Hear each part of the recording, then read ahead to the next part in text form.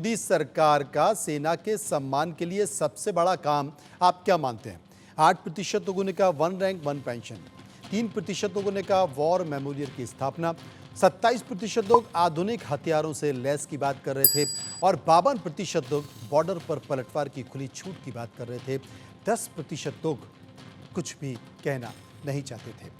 शिवदान जी मेरे साथ मौजूद हैं क्योंकि मैंने दोनों हमारे जो साथी हैं राजनीतिक पार्टियों के, कांग्रेस के प्रवक्ता और बीजेपी के प्रवक्ता नेता, दोनों को भरपूर समय दिया।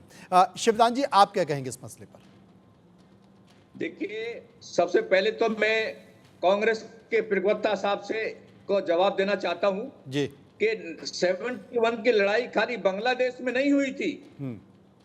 71 की लड़ाई जम्मू कश्मीर के फ्रंट पे भी लड़ी गई है और राजस्थान में भी लड़ी गई है।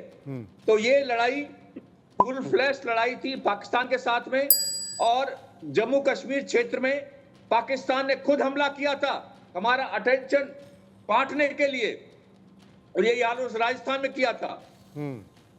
इसके बाद अगला प्रश्न आपका क्या है?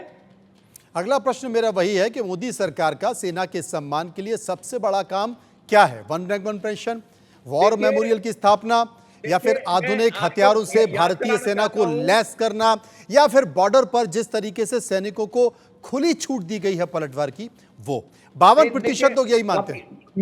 मैं गिनाता हूं इनको जी। देखिए, 1973 तक इंडिया में वन रैंक वन पेंशन थी पहले फौज के अंदर, मगर 73 में श्रीमती इंदिरा गांधी जी ने ये वन रैंक वन पेंशन खत्म की थी, जिसका नुकसान होता है कि सेना जवान चाहती है, यूथ चाहती है, तो एक सैनिक 38 से 40 साल की उम्र में रिटायर हो जाता है।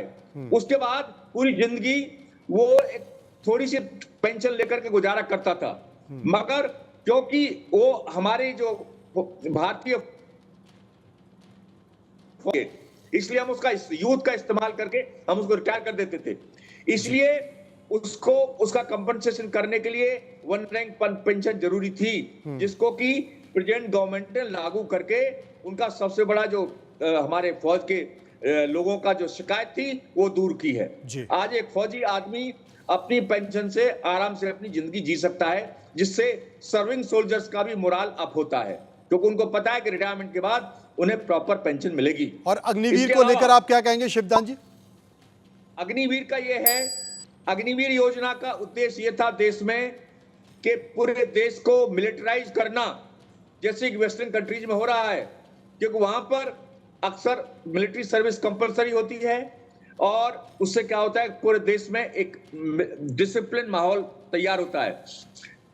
हमारी सरकार का भी उद्देश्य ये था, एक उद्देश्य ये भी है कि हर जगह सेना के ट्रेन्ड सोल्जर्स भेजे जाएं, जो कि वहां पर एक अनुशासन, वहां पर एक अच्छी तरह का कल्चर की डेवलप कर सके। तो अग्निवीर योजना का कई एम है। दूसरा एम ये है कि आर्मी को यंग रखना। इसमें कुछ थोड़ी घनी कमियां हैं।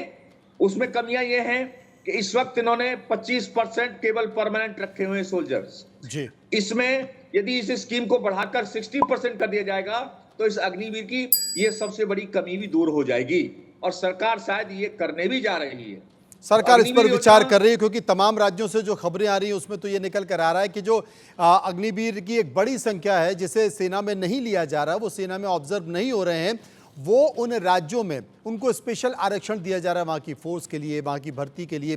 तमाम सारे PSUs में भी इस तरह की बात की जा रही है, वो एक संकेत है।